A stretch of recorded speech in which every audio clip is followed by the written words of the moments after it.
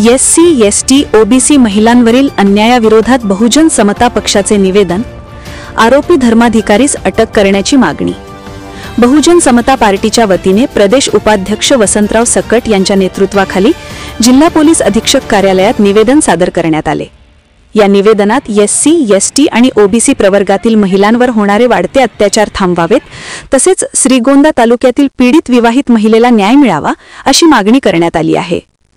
मिळालेल्या माहितीनुसार श्रीगोंदा येथील प्रतिष्ठित व्यापारी अमोल कमलाकर धर्माधिकारी यांनी पीडित विवाहित महिलेस लग्नाचे आमिष दाखवून तिच्यावर श्रीगोंदा, तुळजापूर, अक्कलकोट, कोल्हापूर, पंढरपूर येथे वारंवार अत्याचार केला. त्यानंतर धर्माधिकारी यांनी तिच्याशी संबंध तोडून फसवणूक केली. या प्रकरणी पीडित महिलेनं श्रीगोंदा पोलीस ठाण्यात गुन्हा क्रमांक 0853/2025 दिनांक 20 सप्टेंबर 2025 रोजी भारतीय न्याय संहिता कलम 64(2)(m), 64(1)69 अंतर्गत गुन्हा दाखल केलाय. मात्र घटनेला अनेक दिवस उलटून गेल्यानंतरही आरोपीस अटक करण्यात आलेली नाही अशी माहिती वसंतराव सकट यांनी दिली. धर्माधिकारी कुटुंबाकडे शस्त्र परवाने असल्याने पीडित महिलेच्या जीवितास धोका निर्माण झाला आहे असा गंभीर आरोप निवेदनात करण्यात आला आहे. पीडित महिला वारंवार पोलीस निरीक्षक व उपविभागीय पोलीस अधिकाऱ्यांकडे आरोपीस अटक करण्याची विनंती करत असतानाही पोलिसांकडून उडवाउडवीची उत्तरे दिली जात आहेत असा आरोपही करण्यात आला. यावेळी पीडित महिला म्हणाली की आम्ही गरीब घरातून आलेलो आहोत. माझ्याशी लग्नाचे आमिष दाखवून माझा वारंवार गैरफायदा घेतला. मी न्याय मागितला पण आजपर्यंत आरोपीस अटक झाली नाही. त्याच्याकडे शस्त्र परवाना असल्याने मला व माझ्या कुटुंबाला जीवितास धोका आहे. पोलिसांनी मला संरक्षण द्यावे आणि आरोपीला तात्काळ अटक करावी. वसंतराव सकट म्हणाले की सदर प्रकरणात पीडित महिलेला न्याय मिळेपर्यंत बहुजन समता पक्ष शांत बसणार नाही. आरोपीस त्वरित अटक करून तिला पोलीस संरक्षण द्यावे, अन्यथा आम्ही तीव्र आंदोलन छेडू. मी वसंतराव सकट, प्रदेश उपाध्यक्ष बहुजन समता पार्टी महाराष्ट्र राज्य. आज मी या ठिकाणी एसपी साहेबांना भेटायला आलो.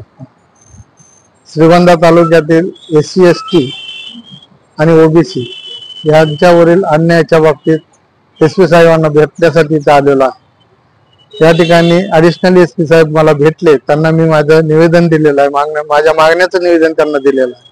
आणि त्यामध्ये प्रामुख्यानं ज्या महिलांवरती अन्याय अत्याचार होत आहेत त्या अत्याचाराबाबत गुन्हे दाखल होत आहेत, परंतु त्यामध्ये आरोपीला अटक केलं जात नाही.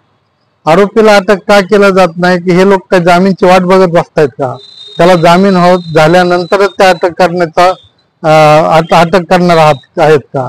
म्हणून हे पोलीस जे वेळ काढूपणा करतायत त्यामुळं आमच्या श्रीगोंदा तालुक्यात अनेक महिला त्यांच्यावर अत्याचार झालेले आहेत.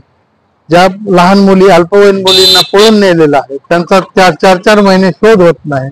अशा परिस्थितीमध्ये श्रीगोंदा तालुक्यातील एक महिला, हिच्यावरती श्रीगोंदा, तुळजापूर, पंढरपूर, अक्कलकोट अशा ठिकाणी नेऊन तिच्यावरती अत्याचार केले गेले आणि नंतर काय करायचे ते करा म्हणून त्या आरोपीनं आपली जबाबदारी झटकून मोकळे झालेले. तो आरोपी हा श्रीगोंद्यातील मोठा एक व्यापारी आहे.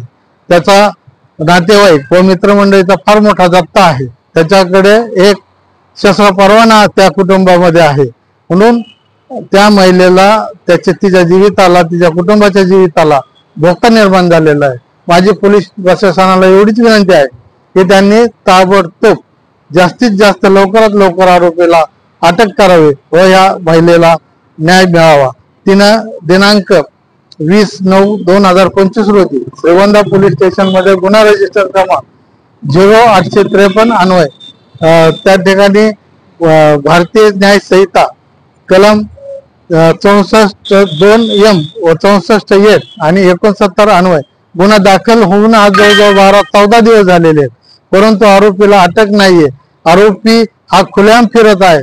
तरी पोलिसांना माझी विनंती आहे की त्यांनी जर का आरोपीला तातडीनं अटक नाही केलं तर निश्चितपणानं आम्ही हे आंदोलन महाराष्ट्रभर आंदोलन करू आणि या महिला, ज्या पीडित महिला आहेत त्या महिलांना न्याय मिळवण्याचं काम करून देऊ. जय भारत, जय संविधान. दिनांक 20/9/2025 रोजी श्रीगोंदा पोलीस स्टेशन येथे माझ्यावरती होणाऱ्या अन्याय अत्याचारा विरोधात अमोल कमलाकर धर्माधिकारी यांच्यावरती गुन्हा दाखल करण्यात आलेला आहे. अद्यापही 15 दिवस होऊन गेले, अद्यापही आरोपी अटक नाहीये. पोलीस प्रशासनाकडे एवढीच विनंती राहील की लवकरात लवकर त्यांनी आरोपीला अटक करावी, नाही तर SP साहेबांकडे एवढीच एक विनंती राहील की त्यांनी लवकरात लवकर आरोपीला अटक करावी आणि मला न्याय मिळवून द्यावा. जर आरोपी लवकरात लवकर अटक नाही झाला तर मी माझ्या मुलांसहित प्रशासनासमोर आत्मदहनाचा